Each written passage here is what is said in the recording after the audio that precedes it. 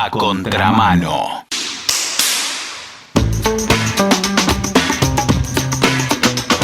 Vos sabés que a nosotros nos interesan las cuestiones estructurales, las cuestiones que tienen incidencia en nuestra vida, lo sepamos o no, y que en general concuerda con lo que a los medios hegemónicos no les interesa.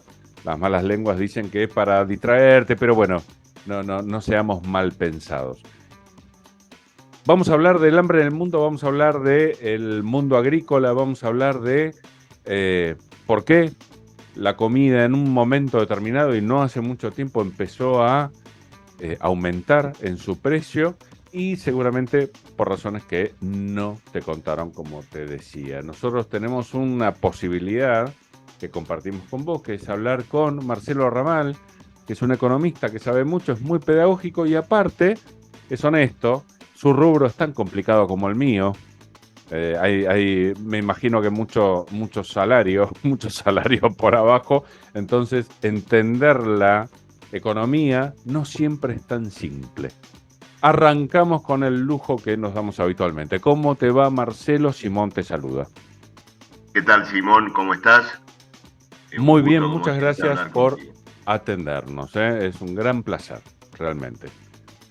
A ver, nosotros tenemos entendido, la idea es que nos enseñes, obvio, tenemos entendido que en algún momento empezaron a especular financieramente con el precio de la comida y que eso trajo un montón de consecuencias que parece que aún perduran. ¿Cómo es esa historia, Marcelo? Bueno, a ver, por supuesto que hubo, penuria o carestía de alimentos en muchos momentos de la historia más o menos reciente, a veces por razones naturales, climáticas, en fin, hoy mismo estamos viviendo, ¿no es cierto?, toda la cuestión de la sequía, pero hay una penuria particular de alimentos que tiene que ver con la escalada de sus precios como resultado de la especulación financiera. Y esto ocurrió particularmente en el periodo inmediatamente posterior a la gran crisis financiera de los años 2007-2008. Me estoy refiriendo ya al periodo 2010-2011, donde se produjo una disparada en el precio de los alimentos, pero que tuvo que ver con un fenómeno netamente especulativo. ¿Y por qué? Bueno, todos más o menos tenemos presentes las coordenadas de lo que fue la gran crisis que llevó a la quiebra del banco Lehman Brothers, todo lo que se conoció como el desinfle de la burbuja hipotecaria, sí.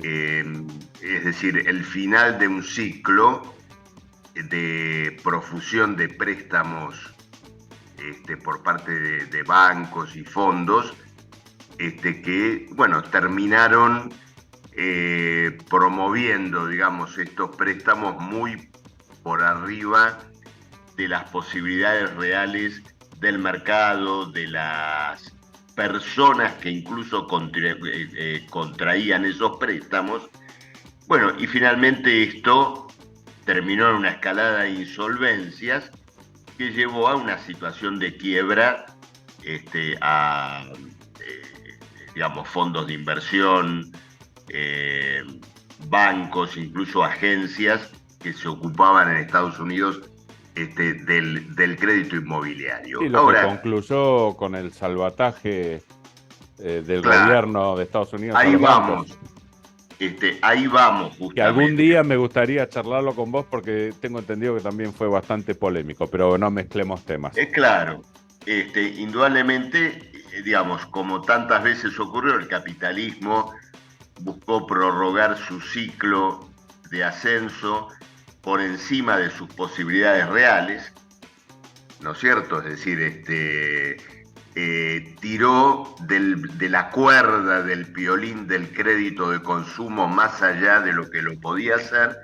Bueno, y esto terminó, ¿no es cierto?, en una gran ola de quiebras y luego de rescates. Es decir, en estas situaciones siempre existe la alternativa o dejar caer, digamos, al banco o al grupo financiero que está involucrado en estas operaciones, o rescatarlo sobre la base de emisión de recursos o del endeudamiento público para luego prestar a los grupos privados. Hubo una fuerte emisión, en primer lugar, de la moneda norteamericana. Entonces, ¿qué ocurrió? Quedó flotando en el aire un capital que desocupado, digamos, que desocupado. Un capital ficticio quedó flotando en el aire y buscando una nueva posibilidad de colocación. Cuando, digamos, hablamos de burbuja, bueno, nos estamos refiriendo, digamos, a un capital que busca de alguna manera autovalorizarse, creando un fenómeno especulativo que nada tiene que ver con un proceso productivo real o una colocación de recursos en alguna cuestión que vaya a ampliar la producción. Entonces, acá aparece la cuestión del mercado de futuros, ¿no es cierto? Y particularmente el mercado de futuros agrícolas, que existe de hace mucho tiempo, digamos, la famosa Bolsa de Chicago, digamos, la negociación de contratos por compra de cereales a término, ¿no es cierto?, para dentro de un determinado periodo, no es algo que se inventó en este periodo que estamos analizando de ninguna manera. Existe desde el siglo XIX y esencialmente, bueno, buscó siempre, digamos, algo que podemos llamar lógico, que tiene que ver principalmente con lo siguiente: darle una certeza al que compra y al que vende, ¿no es cierto? Es decir, bueno, yo sé si tengo, por ejemplo, una industria, produzco derivados de un cierto cereal, estoy comprando ese cereal cuando venga la cosecha a un precio ya fijado, ya sé cuál es ese precio. Entonces cierro un contrato que simplemente me dice lo siguiente: el 30 de agosto de 2023 voy a recibir tantas toneladas de trigo a un precio de X dólares la tonelada, ¿no es cierto? Entonces, ¿qué ocurre? Por supuesto, si ese precio, cuando llega la fecha, ese precio no tiene por qué coincidir con el precio de mercado. Por ejemplo, yo pude haber cerrado un contrato a 300 dólares la tonelada y a esa fecha el precio encontrarse en 350 en una posibilidad o 250 en otra. O también que el precio sea razonablemente coincidente con el que yo pacté. ¿Y eso se convierte ahora en una especie de juego, de timba? Es un juego, es una timba, porque si el precio, digamos, a la fecha de cierre del contrato está por debajo, es decir, yo cerré un contrato a 100 y el precio está a 80, esto quiere perdí decir, 20. ¿no es cierto?, que, claro, perdí 20. Ahora, si el precio está a 120, gané 20. Compro el cereal a 100 y luego voy y lo revendo en el mercado a 120. Claro, obviamente. Totalmente, y haces negocio bárbaro. Y haces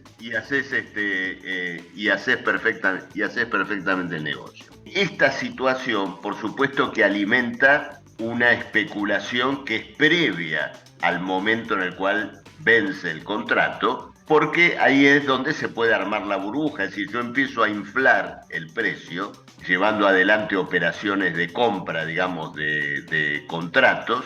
Entonces el precio, digamos, empieza a subir y al momento de la venta está por arriba, ¿no es cierto?, del valor del contrato, o incluso puede colocarse por arriba del valor del contrato antes y yo vender el contrato anticipadamente. Y con eso estar ofreciéndole a quien compra, digamos, una renta o inmediata o con la promesa de, digamos, de que se puede ampliar en el futuro. Luego, sí, un margen de reventa, me imagino también. Claro. Lo que me permite venderlo. Si el otro tiene poder de reventa, lo vendo más fácil. Entonces, esto llevó a una inflación en los precios de los alimentos. Recursos monetarios que no tenían dónde colocarse fueron a este mercado de alimentos y armaron esta bola de nieve, ¿no es cierto?, llevando a una suba de los precios que luego provocó grandes conflictos en las zonas del mundo que son básicamente importadoras de alimentos y además son pobres, ¿no es cierto?, como ocurrió efectivamente en el mundo árabe. De ahí vino, digamos, ahí se produjo lo que podríamos decir un disparador de aquello que se conoció como la primavera árabe. Ahora, hablando de roles tristes, ¿no? Y haciendo la confesión del rol que tienen los periodistas. En la primavera árabe se habló del precio de los alimentos, pero no se puso énfasis en lo más mínimo. Se trató el tema como si fuera meramente político. Sé que tuvo también una raíz política, pero la parte económica ni existió. Claro, fue el disparador. En general, cuando uno piensa en primavera árabe, se habla de, regímenes políticos que venían desde hace décadas, dictaduras de diferente tipo que en esa circunstancia implosionaron, ¿no es cierto?, con grandes rebeliones populares y demás. Pero el detonante de esas crisis políticas fue esta disparada en el precio de los alimentos como resultado, ¿no es cierto?, indudable de esta burbuja, ¿no es cierto?, que se armó. Las especulaciones con el precio de los alimentos, se arman del mismo modo que se arma la especulación bursátil. Toda información, toda situación de inestabilidad sirve para generar, digamos, alguna burbuja, ganancias a la suba o ganancias a la baja. Y decime, como vos contabas, esta timba hizo que los precios aumentaran.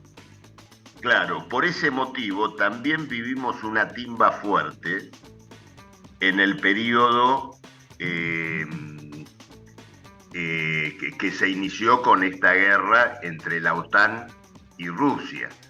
Indudablemente Ucrania y Rusia son grandes proveedores en el mercado mundial de cereales.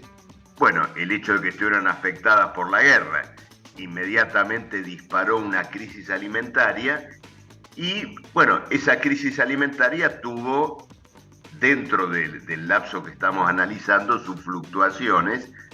¿Por qué motivo? Porque episodios de la guerra, no solo los de tensión, sino también los de distensión, llevan a distintas especulaciones. Por ejemplo, cuando Turquía abrió las puertas a que se armara un corredor, digamos, humanitario de salida de granos desde Ucrania, la expectativa de que iba a haber una mayor oferta mundial bajó el precio.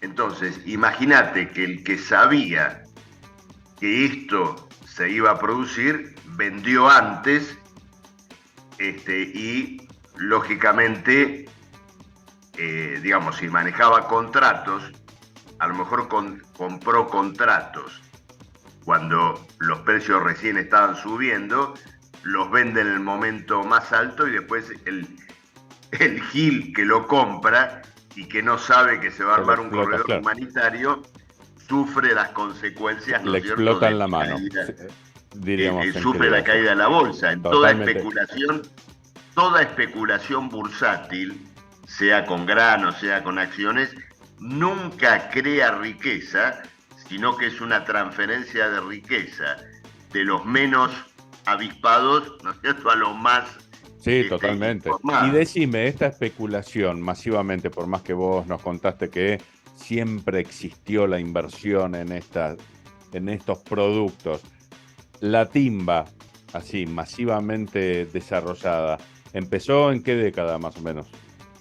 No, esto está fuertemente acentuado, te diría, desde los años 70 del siglo pasado, en todos los mercados de valores, y esto tiene que ver con una proliferación de recursos financieros, digamos, de moneda, de distintos instrumentos económicos que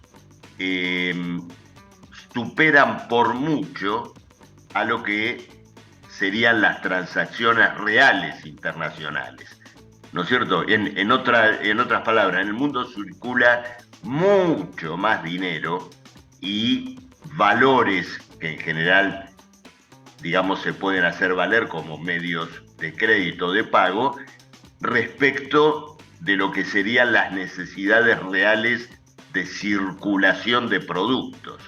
Claro. ¿No es cierto? Es decir, ha crecido, cuando uno hace el análisis de los últimos 30 años, los instrumentos de pago, la moneda, los títulos, todo lo que es la representación de la riqueza, creció mucho más que la riqueza misma. Okay. Entonces, las consecuencias de esto es que existe una masa de capitales, podríamos llamarle sobrantes, ¿no es cierto?, de carácter ficticio, ¿no?, como decíamos antes, que sobrevuela sobre la economía mundial y necesita valorizarse de algún modo. Sí, también crecen Imagínate, muchísimo las transacciones. Si la gente vendiera el grano solamente cuando lo quiere vender, precisa venderlo una sola vez, y la gente lo claro, comprara imagínate, cuando lo precisa comprar, habría muchísimas menos transacciones que con este jueguito medio infernal. Por supuesto, una operación de compra y venta de granos a lo mejor circula 4 o 5 veces, Claro. ¿no es cierto?, en un cierto ciclo económico. Entonces, esto lleva a movimientos muy bruscos en los valores de todas estas promesas de pago y, por supuesto, a caídas feroces. Decime, ¿no alguna vez, yo toco de oído, obviamente, a lo sumo, me puedo rogar el poder entenderte. Leyendo así a grosso modo, decían que el mercado de la comida era un mercado poco elástico. ¿Qué significa eso? No, eso significa lo siguiente, es muy sencillo. Vamos a suponer, vos tenés 3 pibes, los pibes toman leche. La leche hoy vale 100 y mañana vale 130.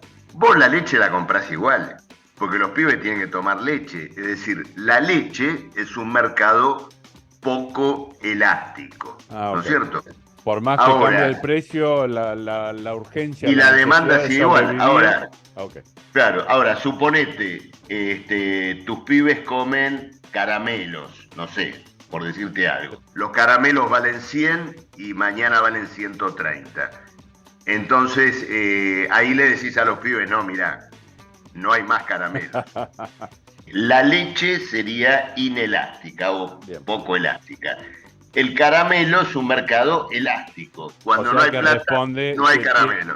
Sí, la supervivencia manda. Claro, y en el caso de los alimentos, claro, tiene que ver, por supuesto, tu observación con lo que veníamos hablando, porque cuando aumenta el precio de los alimentos, lo que ocurre es que, las personas se tienen que privar de otras cosas, y luego viene una privación al interior de lo que sería, digamos, la propia escala de los alimentos.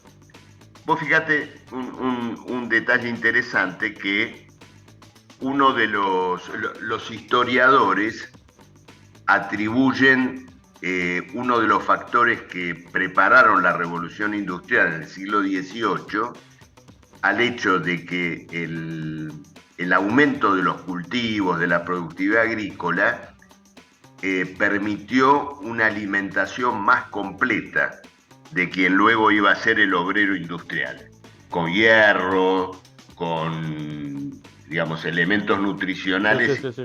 Superior. importantes.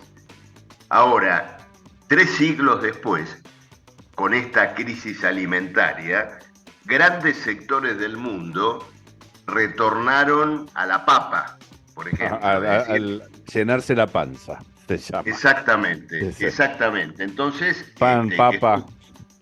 Claro, esto es muy grave porque es cierto en general que el mercado de los alimentos es poco elástico.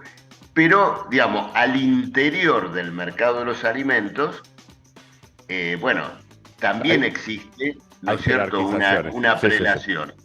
Y vos metete en un supermercado, uno podría en un supermercado hacer 2 exámenes, ¿no es cierto? Uno cuantitativo, es decir, a ver, ¿cuánta gente está haciendo cola? ¿Cuánta gente hacía cola hace un mes? ¿Cuántos autos hay en la playa de estacionamiento del supermercado? ¿No es cierto? Es decir, observaciones para ver cuál es el nivel global de demanda. Pero yo después te haría otra observación. Me pondría a analizar qué hay adentro del changuito. Claro, si compran carne o compran fideos. Obviamente. Claro. Entonces ahí viene, digamos, otro tipo de elasticidad, ¿no es cierto? A ver, corregime. Lo que yo, ahora que confirmo con vos, lo que yo había leído es que esta gente, los timberos, los especuladores, habían elegido justamente timbear con la comida amparándose en esto, ¿no? En que de cualquier forma, a pesar de los desastres que ellos iban a hacer, la comida se iba a vender. Tal cual. Suena Tal cual. Dice, bueno, total... Claro. Total, la gente, ¿no es cierto?, compra igual. Pero... Y decime, ¿estas cosas están pasando actualmente?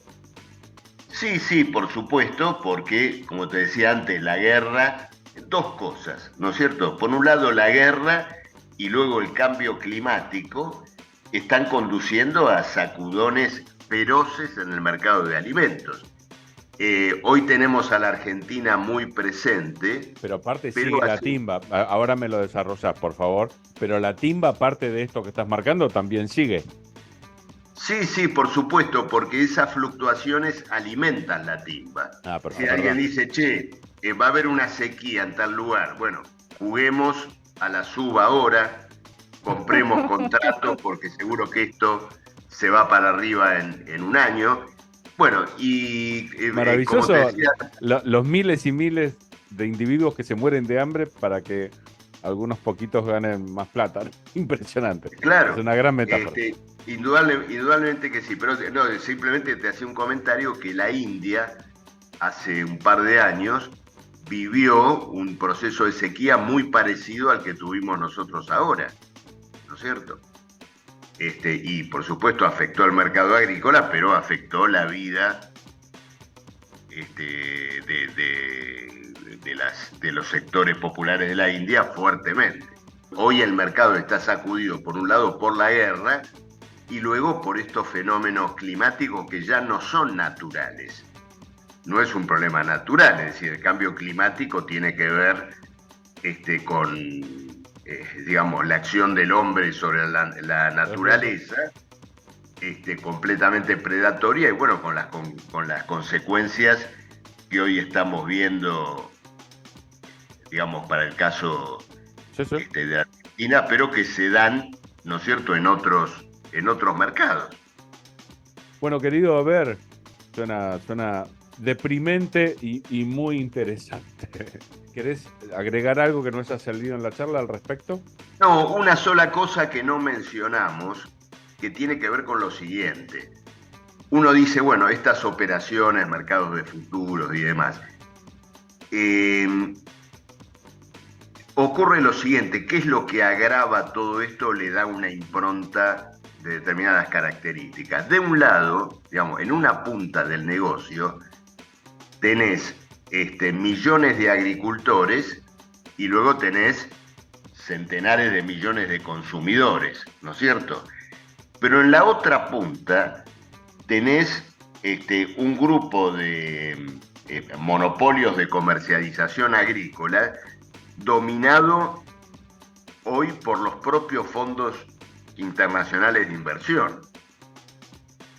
Es decir, es un mercado ultra concentrado donde la oferta, digamos, tiene capacidad de manipular porque son muy pocos, tienen una enorme espalda financiera y, digamos, el acopio de granos se mezcla, se funde con el acopio de dinero. Ah, ellos son dueños.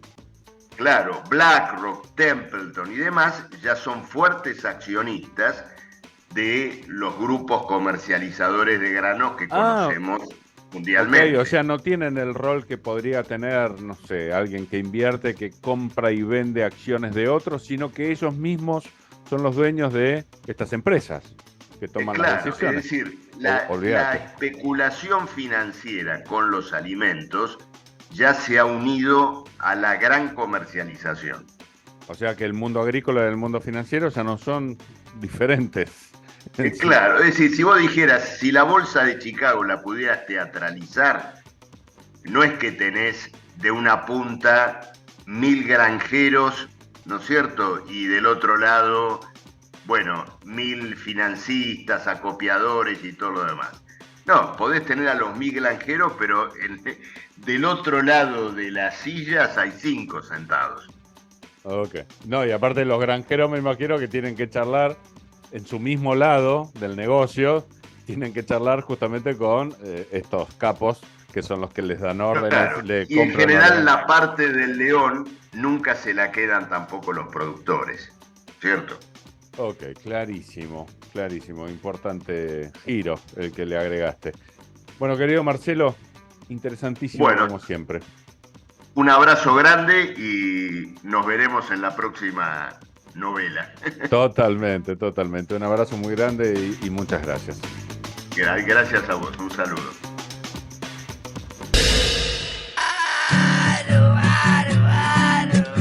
Te voy a decir algo importante. Es importante. Primordial, muy necesario. Escuchá A Contramano. Hablamos de cosas re importantes. A Contramano.